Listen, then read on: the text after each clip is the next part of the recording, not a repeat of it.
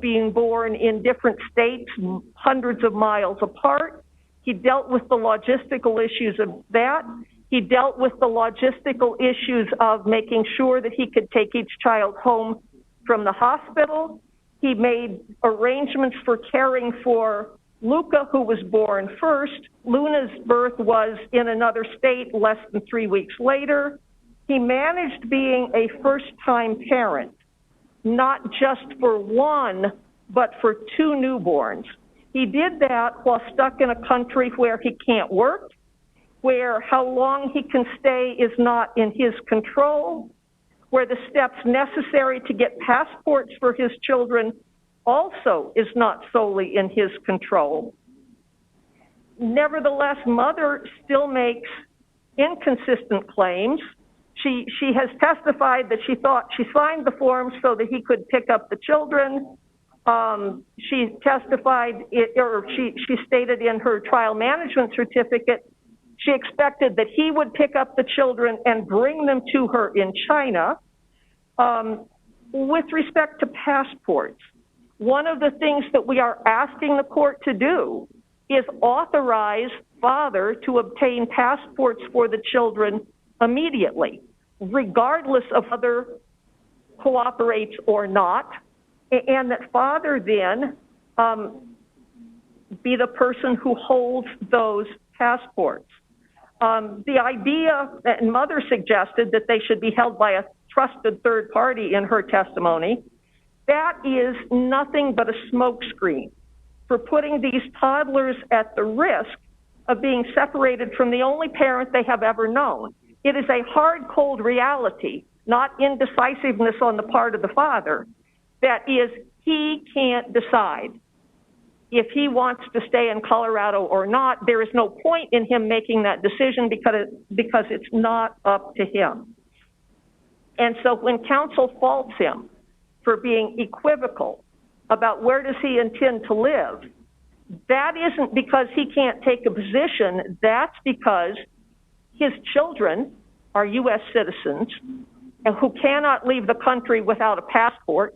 He is a Chinese citizen in the country unless and until he has various visa extensions. So when we couple that with, we have 2 toddlers who have known only father and their paternal grandparents for their entire lives.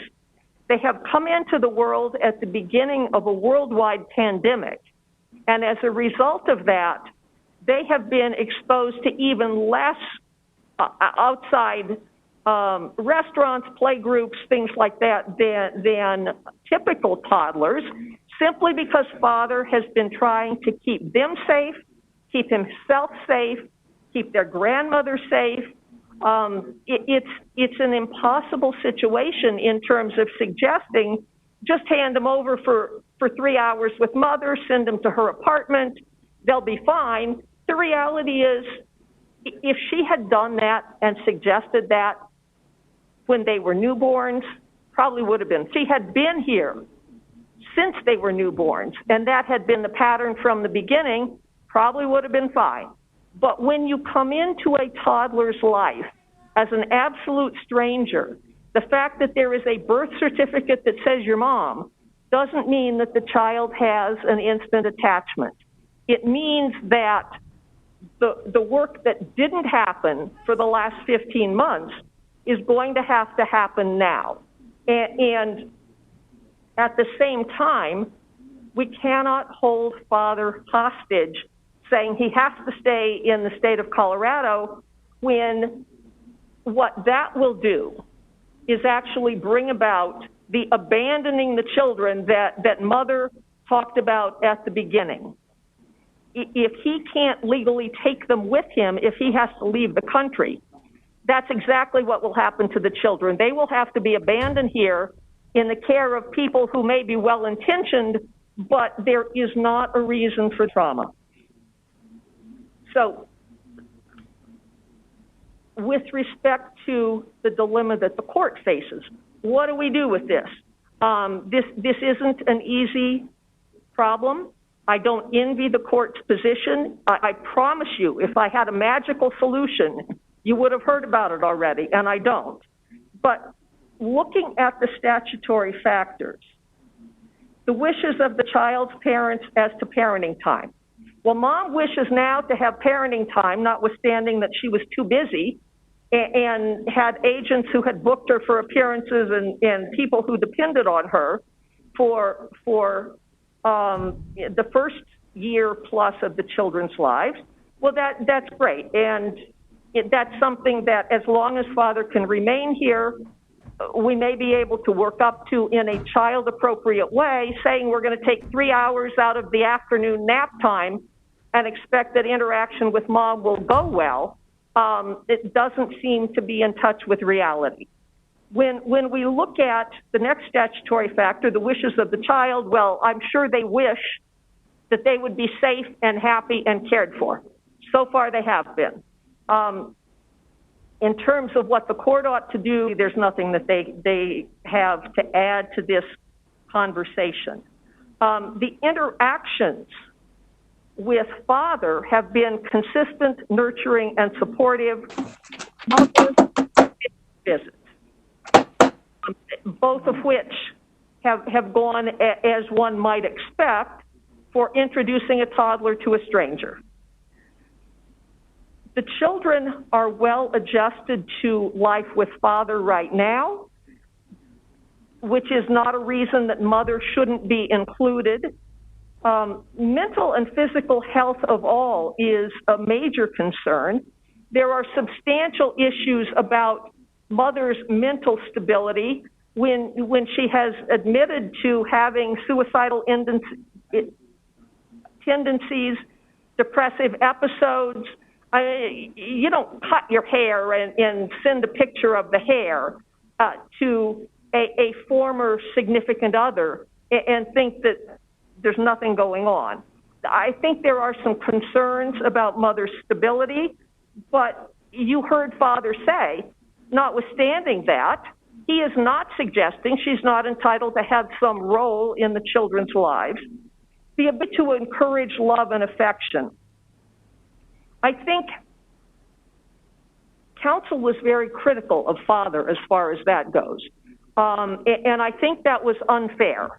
Father has been the parent on the spot since day one, literally. And what he has done is make sure those children are well cared for and safe. And what he is doing now is trying to make sure that that foundation he has created as a single parent with those two children does not become undermined. He has not done anything to denigrate mother with the children, and he has not indicated any intention that he would do so. With respect to whether the parties have a past pattern of involvement with the children, that's not really relevant with kids that young. The only one with a past pattern of involvement is proximity is a challenge, and it is not because of father's indecisiveness, but because of his immigration status. And the court cannot compel father to remain in Colorado. They're just, while we can all say, oh, wouldn't it be nice if both parents lived close together, the court doesn't have the power to arrange that, and neither does father. Placing the children's needs above their own. I think this is the one that is hugely illuminating. Father is the one who put his entire life on hold for the last 15 months to be away from family, be away from friends, be away from any opportunities that he has to work or pursue business interests in order to take care of these children. He has certainly put his needs way below the needs of the children. By contrast, we heard from Mom, she had agents who had booked things, she had people who depended on her, she had things she needed to do. And so she has showed up once she hit some career bumps in China and appeared to be a good PR move. So with respect to parenting time, I think what needs to happen is a very slow phase-in, 90 minutes to 2 hours, 2 or 3 days a week in, a COVID-safe location until mother and the children develop some relationship, number one, and number two, until mother develops the experience that it takes to handle not just one but two toddlers. And no one will dispute that's a challenge. And so far what she has done is focused on the child who isn't crying or the child who doesn't need to be comforted. I can understand the inclination to favor the baby that's not crying or the one that's not sick or the one that doesn't have the messy diaper. But when there are two, you don't get to pick and choose. You have to find a way to develop them and parent both of them at the same time, and I would suggest that's going to take some time. With respect to decision making, the court's directed to consider those same standards that I've just outlined. In addition, the court is directed to consider the ability to cooperate and make decisions. Well, the parties have a terrible record so far in terms of an ability to cooperate and make decisions. Mom wants the children aborted, Dad says no. Mom says, okay, if you won't do that, let's abandon them. Dad says no. Mom says, let's give them for adoption. Dad says no. And then mom simply disappears from the scene. So her answer was abandon the children. Dad's answer was, I'm a father and I'm going to step in and learn how to do it. These folks don't have a track record of an ability to cooperate. The parties don't have a past pattern of involvement that reflect a system of time, commitment, mutual support that might make joint decision-making possible. The next statutory factor is whether joint decision-making will promote frequent contact. Well, that would be all well and good if the parties were free to live where they chose, and that's not the situation that we face. So what we are asking for is the court order father make all major decisions regarding the care and upbringing of the children. He has certainly established a track record of doing it in a safe and appropriate way so far. That father will be specifically authorized to take all the steps necessary to obtain and renew passports for each of the minor children, regardless of whether it's or not. That father will be authorized to hold those passports so that if it becomes necessary for him to leave the U.S., the children can go with him. Father is willing to notify mother if there are major decisions to be made affecting the health or well-being of the children. Given the track record there is so far of father notifies her and she has blocked notifications, it doesn't make sense to suggest that there has to be a consult and confer and wait for her agreement kind of situation. We'd suggest, as I said, mother have time with the children 3 days a week, approximately 60 minutes. 11 a.m. till noon works well in terms of when nap time is or isn't. And they have come up with a park that was familiar to the children. There is an indoor-outdoor hot father's apartment, also suitable for playing with small children. Father has no objection to mother bringing her assistant or bringing Ms. McManaman if she chooses to do so.